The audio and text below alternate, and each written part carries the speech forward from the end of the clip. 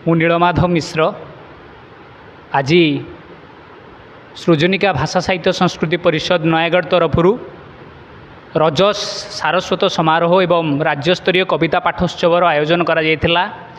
ए अवसर रे प्राय 50 रु ऊर्ध्व कवि आजर कार्यक्रम रे योगदान दे सेमानकर कविता पाठोत्सव करथिले।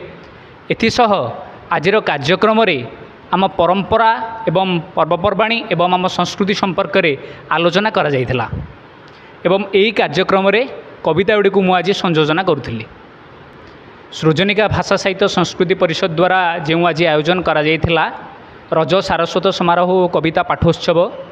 ए अवसर रे डॉक्टर निर्मल चंद्र सुरदेवंकर द्वारा परिचालित ई सृजनिका साहित्य परिषद रे आजर कार्यक्रम रे अध्यक्षता करथिले प्रमोद कुमार पट्टनायक महोदय एवं एथिरे अतिथि भाव में जोग देइथिले जिला मत्स्य अधिकारी डॉक्टर प्रकाश कुमार त्रिपाठी महोदय एवं व्यंगकवि श्रीजुक्त रवींद्र कुमार राउत महोदय एवं प्रवचिका प्रियंवदा दास महोदय एवं बोलोगढ़ अंजना साहित्य संस्कृति परिषदर सभापति डॉक्टर गीतांजलि महापात्र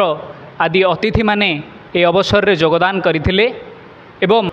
यार लक्ष्य थिला जे ओडिशार संस्कृति परंपरा को एवं साहित्य को आगु को नवा पाई एवं विशेष करी जो आम परंपरा संस्कृति रही ओडिया मानकर ताकू